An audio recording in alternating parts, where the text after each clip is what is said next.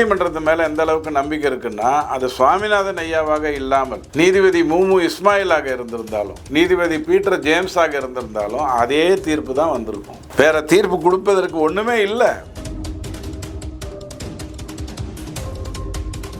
உதயநிதி ஒரு முறை சொல்லிட்டார் இல்லையா, விஜயகாந்த் நாக்கு துருத்தின மாதிரி ஒரு நாக்கு நீட்டினார்ல, இன்னும் ஒரு முறை சொல்லுங்க, சனாதனத்தை ஒழிப்பேன் கனிமொழி சொல்லுவாங்க.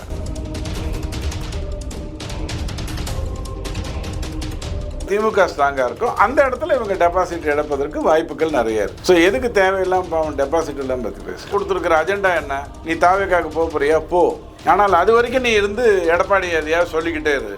ஒன்றிணையணும் ஆனால் நீ நாசக்காரன், ஒன்றிணையணும் ஆனால் நீ ஒரு பச்சை துரோகி, ஒன்றிணையணும் ஆனால் நீ எனக்கு எந்த வேலையும் எந்த பொறுப்பும் வேண்டாம்.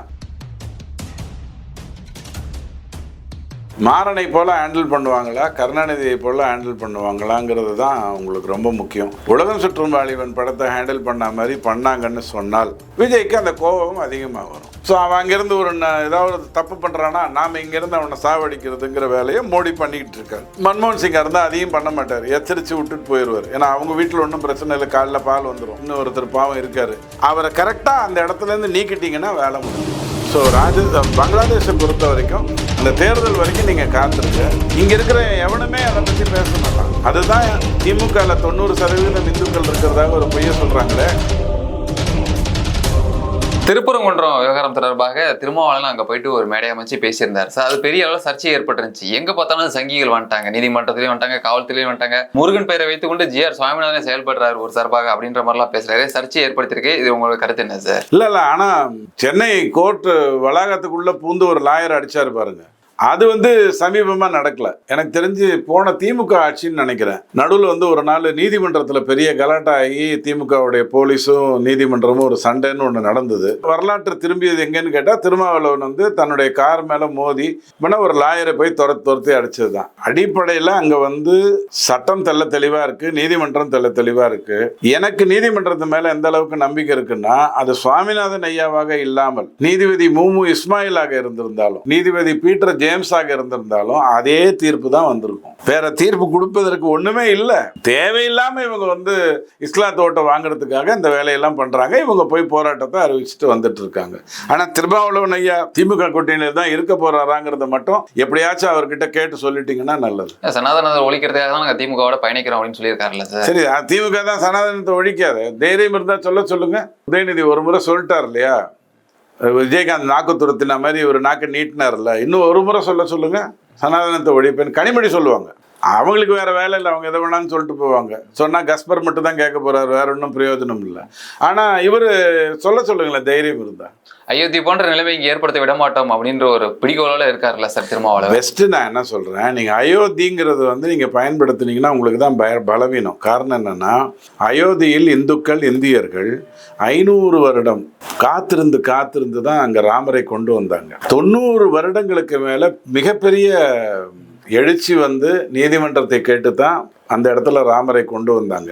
ஒரு இஸ்லாம் சகோதரர் கேரளத்திலிருந்து அஸ்திவாரம் என்பது அங்கே இந்து கோவிலாகத்தான் இருக்கு. ஏன்னா பாபருக்கு இடிக்க தான் தெரியும், அவனுக்கு கட்ட தெரியாது. அவன் ஒரு சிறுமதி படைச்ச ஒரு சுகவாசி, அவ்வளோதான். அவன் கட்டினா அந்த இதை காட்டி தான் அந்த இதுவே நடந்துச்சு. ஸோ அப்படி நிம்மதியாக மெதுவாக சனாதனிகள் பொறுமையாக இந்த பிரச்சனையை கையாளுவாங்கன்னு நீங்க சொல்றதாக இருந்தால் அயோத்தி மாதிரியேன்னு நீங்க சொல்லுங்க, எனக்கு ஒன்றும் மாற்றுக்கிறது இல்லை. ஆனால் அயோத்தியில் ராம ஜென்ம பூமி போராட்டம் எதனால நடந்ததுன்னு நீங்க பாருங்க. தமிழகத்தில் வெஸ்ட் பெங்காலுக்குள்ள நடந்த ஒரு கொடுமைக்கு இங்க தமிழகத்தில் நடந்த ஒரு போராட்டத்தை பார்த்து தான் இவ்வளவு அமைதியாக ஒரு எழுச்சியை ஏற்படுத்த முடியும் அப்படின்னு சொல்லித்தான் ராம் ஜென்ம பூமி போராட்டமே நடந்தது. ஸோ அப்படி பார்த்தா நீங்க தமிழகத்தை கணக்கில் எடுத்து தான் நீங்க அயோத்திக்கு போயிட்டு திருப்பி வரணும். இதெல்லாம் திருமாவளவனுக்கு தெரியாது. ஏன்னா அவர் கோவிலுக்கு வாசல்ல பார்த்துட்டு பரங்கிமலை ஜோதியில வர்ற போஸ்டர் மாதிரி சில படங்கள் இருக்கிறத பார்த்துட்டு அப்படியே கிளம்பி போயிடுவாரு. அவருக்கு பாவம் ஒன்றும் தெரியாது. ஸோ அவர்கிட்ட பேசி என்ன பிரயோஜனம் சார்? நாங்கள் எங்களோட பயணம் நாளைக்கு முதல்வர் ஆகணும் விஜய் அப்படின்ற பயணத்தில் நாங்கள் சென்று கொண்டு இருக்கிறோம். ஆனால் டெபாசிட் இழக்கும் எண்ணத்தில் எங்க கிடையாது அப்படின்னு சொல்லி செங்கோட்டையன் யாரை மறைமுகமாக பேசுறாரு சார்? இல்லை, நீங்க ஒரு விஷயம் புரிஞ்சுக்கோங்க. இத்தனை வருடங்கள் ஆண்ட ஸ்டாலின் தமிழகத்தை தலை குனிய விட மாட்டோம்னு ஒரு டயலாக் விடுறாரு. இது எவ்வளோ கேவலமான ஒரு டயலாக். இவ்வளோ வருஷமா ஆண்டுட்டு இருக்கீங்க, தமிழகம் தலை நிமிர்ந்தே நிற்கும் அப்படின்னா அதுல வந்து அர்த்தம் இருக்கு. அது யார் வேணாலும் சொல்லிட்டு போகலாம். நீங்க சாயங்காலம் கலெக்ஷன் நல்லா ஆயிட்ட கோவிலுக்கு வாசல்ல இருக்கிற பிச்சைக்காரன் கூட ஒரிஜினல் சட்டை போட்டுட்டு ஏய் நாளைக்கு தூள் கிளப்ப போறேன் அப்படின்னு சொல்லுவான். இதுல என்ன தப்பு இருக்கு? இன்னைக்கு கலெக்ஷன் நல்லா இருக்கு அதனால பண்ணுவான், நாளைக்கு கலெக்ஷன் டல்லா இருந்தா கம்மியா இருக்கும், பிச்சைக்காரன் கூட சொல்லுவான். நீங்க சொல்லலாம், எப்படி சொல்லலாம்? தமிழகம் தலை நிற்கிறது நிற்கும், அப்படி பண்ணுவேன் இப்படி பண்ணுவேன், தலை குனிய விட மாட்டேன்னா என்ன அர்த்தம்? அந்த மாதிரி தான் நீங்க சொன்ன இந்த டயலாக். அந்த டயலாக் திரும்ப சொல்லுங்க. எங்கள் பயணம் வந்து நாளைக்கு முதல்வர் ஆகணும் அப்படின்ற லட்சியத்தோட தான் நாங்கள் பயணிச்சுட்டு இருக்கோம். பட் டெபாசிட் எழுப்பதற்காக நான் சொல்றது வருதுங்களா?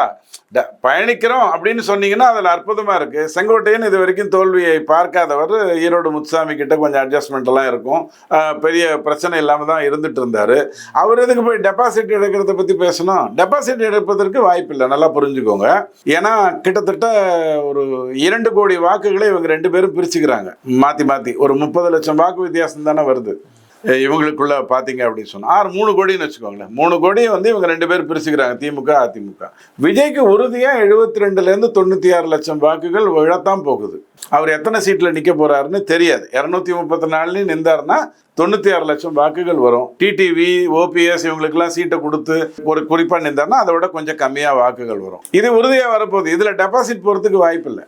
ஆனால் எந்தெந்த தொகுதியிலெல்லாம் அதிமுக ஸ்ட்ராங்காக இருக்கோ திமுக ஸ்ட்ராங்காக இருக்கோ அந்த இடத்துல இவங்க டெபாசிட் எடுப்பதற்கு வாய்ப்புகள் நிறைய இருக்கு. ஸோ எதுக்கு தேவையில்லாம பாவம் டெபாசிட் எல்லாம் பற்றி பேசுங்க. அப்போ டிடிவி தினகரன் ஓபிஎஸ் எல்லாமே டிவிகேக்கு இணைவது உறுதின்னு சொல்றீங்க. உங்க சேனல்ல உட்காந்துக்கிட்டு நான் சொன்னேன், செங்கோட்டையன் போராட்டம் நடத்தின அன்னைக்கே சொன்னேன் இவங்க எல்லாம் தாவேக்காக்கு தான் போக போறாங்க, அதுக்கு தான் இத்தனை வேலை பண்றாங்க. இல்லைன்னா நடு ரோட்ல யாராவது போராட்டம் நடத்துவாங்களா? அதிமுக ஒன்றிணையணும்னு சொல்றவங்க நடு ரோட்ல போராட்டம் நடத்துவாங்களா? இப்போ இந்த ஜிகாதிகள்லாம் நடு ரோட்ல முத்தம் கொடுத்துப்பாங்க. இந்த பிக் பாஸ் மாதிரியான சீரியல் எல்லாம் பார்த்தீங்கன்னா கேவலங்கள் எல்லாம், இந்த பார்வதி மாதிரி கேவலங்கள்லாம் இருக்கும். ஆனால் யாராவது நடு ரோட்டில் வந்துட்டு கட்சிக்கு எதிராக போராட்டம் நடத்துவானா? இல்லையா? அது எதுக்கு நடத்துகிறாங்க? முடிவு எடுத்துட்டாங்க. அவர் விஜய் வந்து உள்ளே உட்காந்துருக்காரு, இன்னும் டிஸ்டர்ப் பண்ணாதீங்க நான் தவத்தில் இருக்கேன் அப்படின்ட்டாரு. ஜனவரி வரைக்கும் நான் பேச மாட்டாருங்கிறத நான் தொடர்ந்து சொல்லிக்கிட்டு இருக்கேன். உங்களுக்கு தெரிஞ்சு 1 வருடமாக இந்த ஜனநாயகன்கிற படம் கடைசி படம்ங்கிறது முதல்ல அறிவிச்சிட்டாரு. ஜனநாயகம்ங்கிற படம் பேர் வைத்த உடனே நான் சொன்னேன் இல்லைங்க அந்த தேதிக்கு முன்னாடி வரைக்கும் எந்த முடிவும் எடுக்க மாட்டாருன்னு. அதுக்கு தான் இவங்க போராட்டம்னு நடத்தினாங்க. திமுக கொடுத்துருக்கிற அஜெண்டா என்ன? நீ தாவேக்காக்கு போறியா போ, ஆனால் அது வரைக்கும் நீ இருந்து எடப்பாடி எதையாவது சொல்லிக்கிட்டே இரு. ஒன்றிணையணும் ஆனால் நீ நாசக்காரன், ஒன்றிணையணும் ஆனால் நீ ஒரு பச்சை துரோகி, ஒன்றிணையணும் ஆனால் நீ வந்து எனக்கு எந்த பொறுப்பும் வேண்டாம், ஆனால் நீ வந்து ஒரு கேப் மாதிரி இப்படின்னு பேசிட்டு தான் இருக்காங்க. டெய்லி டிவியில் இதே தான் விவாதம் நடக்குது. தாவேக்கா என்ன செய்யும், அதிமுக என்ன செய்யும், திமுக என்ன செஞ்சிட்டு இருக்குன்னு பேசுங்கன்னு தான் நம்ம கேட்க முடியும். ஜனநாயகம் படத்துக்கு பிறகு அரசியல் ஏதாவது மாற்றம் ஏற்படலாமா? இல்லை விஜய் தரப்புல ஏதாவது மாற்றம் ஏற்படுறதுக்கு வாய்ப்பு? ஜனநாயகம் படத்தை உதயநிதி எவ்வளோ கேவலமாக ஹேண்டில் பண்ண போறதுங்கிறது தான் முக்கியம். உங்களுக்கு புரியறதுக்காக சொல்றேன், வேற எந்த அர்த்தமும் எடுத்துக்க வேண்டாம். மாறனை போல ஹேண்டில் பண்ணுவாங்களா, கருணாநிதியை போல ஹேண்டில் பண்ணுவாங்களாங்கிறது தான் உங்களுக்கு ரொம்ப முக்கியம். உலகம் சுற்றும் வாலிபன் படத்தை ஹேண்டில் பண்ண மாதிரி பண்ணாங்கன்னு சொன்னால் விஜய்க்கு அந்த கோபம் அதிகமாக வரும். இது வந்து ஒன்று. விட்டுட்டீங்கன்னு வச்சுக்கோங்க, அந்த படம் 3 மணி நேரம் 3 நிமிஷம், ஒரு 4 நாளைக்கு முன்னாடி தான் சென்சார் சர்டிஃபிகேட் கிளியர் ஆயிருக்கு. 3 மணி நேரம் 3 நிமிஷம் விஜய் கரெக்டாக என்டர்டைன்மெண்ட்டை கொடுக்கலன்னு சொன்னால் படம் ஊற்றிக்க போகுது. அதுவே பெரிய மைனஸ் பாயிண்ட் ஆகும். உங்களுக்கு ஒரு உதாரணத்துக்கு சொல்கிறேன். இந்த விஜயகாந்தோடைய கடைசி தேர்தல்னா அவர் ஆக்கப்பூர்வமாக இருந்தது 2016 நினைக்கிறேன். அந்த டைமில் அவருடைய படம் வந்ததும் தெரியாது, போனதும் தெரியாது, அந்த பேர் கூட உங்களுக்கு தெரியாது. ஸோ ஒரு தலைவர் வரப்போறாரு அப்படின்னா அந்த எழுச்சி இருக்கும்ல, அவர் எதுக்காக போய் ரசிப்பாங்க இல்லையா? கூட்டங்களுக்கு போறதுன்னா தியேட்டருக்கு போறது பண்ணமல்ல. ஸோ இந்த படம் ஊத்திருச்சுன்னா அது இவருக்கு பெரிய பாராட்டு. இவங்க தேவையில்லாம கரூர் மாதிரி வேலையை பண்ணாங்கன்னு வச்சுக்கோங்க, அது வேற ரூட்ல கொண்டு போய் விடும். இப்போ பங்களாதேஷ்ல ஒரு கலவரம் நீடிச்சு வந்துட்டு இருக்கே, அதோட பின்னணி என்ன சார்? என்ன காரணம்? இந்துக்களை மட்டும் குறி வைக்க காரணம் என்ன? இல்லைங்க, அது இந்து குறி வைக்கிறது அப்படிங்கிறது அவங்களுக்கு தெரிஞ்சது அது ஒண்ணுதான். வேற என்ன தெரியும் அவங்களுக்கு? புள்ளப்பத்துக்கு தெரியும், இல்லைன்னா இந்துவை குறி வச்சு பண்ண தெரியும், இவ்வளவுதான் தெரியும். வேற என்ன தெரியும்? நான் பங்களாதேஷியை மட்டும் சொல்லலை. இப்போ இந்தியாவில் நம்ம பார்த்துக்கிற விஷயம் என்னன்னா, அங்கே ஒரு தேர்தல் நடக்க போகுது, அது நேர்மையாக நடக்கிற மாதிரி பார்த்துக்கிட்டோம்னா அந்த நாட்டில் ஒரு முதல்வரோ அல்லது பிரதமரோ வரப்போறாரு, வந்துட்டாருன்னு சொன்னால் நம்ம அவங்களோட உட்காந்து பேசுறது ஈஸி. இதுதான் சரியான அணுகுமுறை. பாகிஸ்தானில் அப்படி நீங்கள் பேச முடியாது. புறம்போக்குகளும் கேடிகளும் தான் அங்கே வந்து சுற்றிக்கிட்டு இருக்காங்க. மக்கள் பாவம் என்ன பண்ணுறதுன்னு தெரியாமல் அங்கே வாழ்ந்துட்டு இருக்காங்க. அங்கே போய் யார்கிட்ட பேசுறது? ஸோ அவன் அங்கேருந்து ஏதாவது தப்பு பண்ணுறான்னா நாம் இங்கேருந்து அவனை சாவடிக்கிறதுங்கிற வேலையை மோடி பண்ணிக்கிட்டு இருக்காரு. மன்மோகன் சிங்கா இருந்தால் அதையும் பண்ண மாட்டார், எச்சரித்து விட்டுட்டு போயிடுவார். ஏன்னா அவங்க வீட்டில் ஒன்றும் பிரச்சனை இல்லை, காலைல பால் வந்துடும் ஆவின் பூத்துலேருந்து. இப்போ கேள்வி என்னன்னா, ஆனால் பங்களாதேஷ் அப்படி நீங்கள் பண்ணோங்கிறது இல்லை. அங்கே வந்து ஒரு அரசு அமைப்புன்னு ஒன்று இருந்தது, அதை திரும்பி நீங்கள் கொண்டு வந்துட்டா போகிறோம். இந்த யூனஸ்ங்கிற ஒரு அறிவாளி ஒருத்தர் பாவம் இருக்காரு, அவரை கரெக்டாக அந்த இடத்துலேருந்து நீக்கிட்டீங்கன்னா வேலை முடிஞ்சு. பங்களாதேஷை பொறுத்த வரைக்கும் அந்த தேர்தல் வரைக்கும் நீங்கள் காத்துருங்க. இங்கே இருக்கிற எவனுமே அதை பற்றி பேச மாட்டான். அதுதான் திமுகவில் 90% இந்துக்கள் இருக்கிறதாக ஒரு பொய்ய சொல்கிறாங்களே, அந்த இந்துக்களுக்கு புரிய வேண்டிய விஷயம். தமிழ்நாட்டில் இருக்கிற, ஏன் இந்தியாவிலே இருக்கிற 35% இந்துக்கள் எவன் ஆண்டா என்ன, எப்படி போனா என்னன்றவங்களுக்கு இது புரியணும். இவனுங்கெல்லாம் ஏன் பேச மாட்டேன்றானுங்க, மற்றதுக்கெல்லாம் பேசுறானுங்க, இதுக்கு பேச மாட்டேங்கிறாங்க அப்படிங்கிறது இவங்களுக்கு புரியணும்.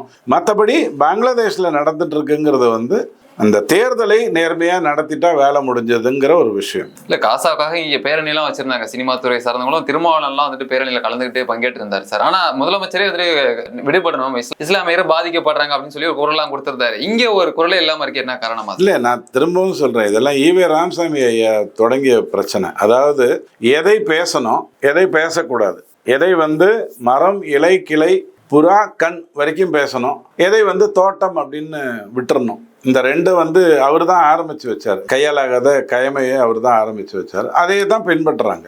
இவங்களுக்கு பேசினா இந்த டேஷ் அரசியல்ன்ற வார்த்தையை பயன்படுத்தினார் பாருங்க ஸ்டாலின், அது ஒரு முக்கியமான ஒரு குறியீடு. உங்களுக்கு மதவாத அரசியல்னு நீங்கள் போட முடியாது, ஏன்னா சம்பந்தம் வந்து ரெண்டு மதத்துக்கு நடுவில் நடக்குது. அவங்க அபிப்பிராயத்தில் அந்த மாதிரி எதுவும் இல்லை, ஆனால் ரெண்டு வழிபாட்டு முறைக்குள்ள நடக்குது. அப்போ டேஷ் அரசியல்னு போட்ட மாதிரி இவங்க தப்பிக்கிறதுக்கு தான் வழி பார்ப்பாங்க. நாம தான் இந்த முரண்பாட்டை முதல்ல இருந்து புரிந்து கொள்ளணும். எதை பேசுவாங்க, எதை பேச மாட்டாங்கிறத நாம தான், யாரை வைத்து பேசுவாங்கங்கிறதுலையும் திமுக வந்து ஒரு டாக்டிக்ஸ் இருக்கு. அதையெல்லாம் நம்ம புரிந்து கொண்டா சரியா வரும். ஒண்ணு சொல்லிடுறேன், இப்போ நீங்க ஓலா அல்லது ஊப்பர் அல்லது ரேபிடோல பயணிக்கிறீங்கன்னு வச்சுக்கோங்க, உங்களுக்கு ஃபோன் பண்ணி சார் 50 ரூபா அதிகமாக கொடுக்க முடியுமான்னு கேட்பான். நீங்கள் உடனே என்ன சொல்வீங்க, உங்களுக்கு சூழ்நிலை எப்படியோ முன்ன பின்ன இருந்ததுன்னா சரின்றுவீங்க. அவன்கிட்ட ஏன் நீ கேட்டான்னு கேட்டு பாருங்க, அவன் என்ன சொல்லுவான் உங்களுக்குன்னா, சார் இவங்க 30 ரூபா கமிஷன் எடுத்துக்கிட்டு தான் எனக்கு கொடுக்குறாங்க அப்படின்னு ஒரு பொய்யை சொல்லுவான். ஓலாவோ ஊப்பரோ ரேபிடோவோ ஆட்டோ டிரைவருக்கு 14 ரூபா கொடுத்துருது கிலோமீட்டருக்கு. உங்ககிட்ட இருந்து அவங்க 20 ரூபா வாங்கிக்கலாம், 19 ரூபா வாங்கிக்கலாம். அவங்களுக்கு அந்த போய் சேர்றதுக்கான நேரம் சிலது அரை மணி நேரத்தில் முடியும். டிராஃபிக் முன்ன பின்ன இருந்தால் 45 நிமிஷம் ஆகும், இல்லைனா 15 நிமிஷத்தில் கூட முடிஞ்சிடும். இந்த நஷ்டம் இருக்கு இல்லையா, இது அவனுடையது. இவங்களது இல்லை, இவங்களுக்கு 14 ரூபா கிலோமீட்டர் கொடுத்துட்டு போயிட்டே இருக்கான். ஆனால் இவன் என்ன போய் சொல்லுவான், சார் கார்பரேட் சார், எதுக்கு சார் கார்பரேட் கொடுக்கணும், எனக்கு கொடுத்தீங்கன்னா எங்கிட்ட வரும் சார், நீங்கள் நெக்ஸ்ட் முறையிலேருந்து டைரெக்டாக புக்கிங் பண்ணிக்கோங்க சார்ன்னுவான்.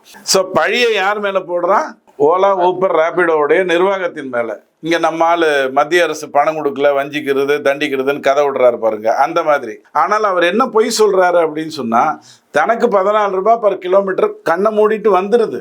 ஒரு ஆட்டோ ஓடுவதற்கு 6 ரூபாய் இருந்தால் போகிறோம். 3 வருடமா டீசலோ பெட்ரோலோ விலை ஏறலை குறையலை. அப்போ எந்த மாற்றமும் இருக்கு, அதான பொய் சொல்லுவோம். நீங்க உடனே 50 ரூபாங்கிறதுக்காக தொலைதுன்னு விட்டீங்கன்னு வச்சுக்கோங்க, இன்னொருத்தங்கிட்ட 100 ரூபாய் கேட்பான், உங்ககிட்டயே திருப்பி 150 ரூபாய்க்கு வருவான். இதை அனுமதிக்க கூடாதுங்கிற மாதிரி தான் நீங்க திமுகவை டீல் பண்ணணும். அவன் பச்சை பொய், உங்ககிட்ட 50% கொடுத்தாச்சு, இங்க ஒரு 50% எடுத்தாச்சு, அதுல 41% திருப்பி கொடுத்தாச்சு, தமிழ்நாட்டை நீ வழி நடத்துன்னு சொன்னா கேபிட்டல் எக்ஸ்பெண்டிச்சர் வந்து 16% தான் பண்றாங்க. அதாவது வாங்குற கடன்ல 100 ரூபாயில 16 தான் முதலீட்டை நோக்கி போகுது, மீதி 84 கடனை நோக்கியும் சம்பளத்தை நோக்கியும் போயிடுது. இது ஆபத்தானது. இதை புரிந்து கொள்ளாத ஒரு அரசு நடந்துட்டு இருக்கு. திரும்பவும் நீங்க எதையாவது பேசி மதம் பண்றாங்க, சாதி வந்துடும், ஒரே நாடு ஒரே உடைன்னு போடுவாங்க, ஒரே சாப்பாடுன்னு போடுவாங்க, சொல்ற கதைகள் எல்லாம் கேட்டுட்டு குஜராத்ல எத்தனையோ இஸ்லாம் சகோதரர்கள் நல்லா வாழ்ந்துட்டு இருக்காங்க. இவங்க ஆட்சி செய்கின்ற பல இடங்கள்ல நல்லா வாழ்ந்து 19 மாநிலங்கள்ல வாழ்ந்துட்டு இருக்காங்க. ஆனால் இங்க ஒரு பிரிவினைவாத கதையை பேசுவாங்க, நம்பி ஓட்டு போட்டீங்கன்னா தியாகராஜன் ஐயா சொல்ற மாதிரி கனிம வளத்திலையும் சாராயத்திலையும் மணல்லையும் கிட்டத்தட்ட 1 லட்சம் கோடி ஒரு வருடமும், அதனுடைய 16லிருந்து 30% கமிஷன் 30,000 கோடி 2 பேர்கிட்ட போகும். இந்த தப்பு நடக்கக்கூடாதுன்னா தயவு செஞ்சு பார்த்துக்கோங்க.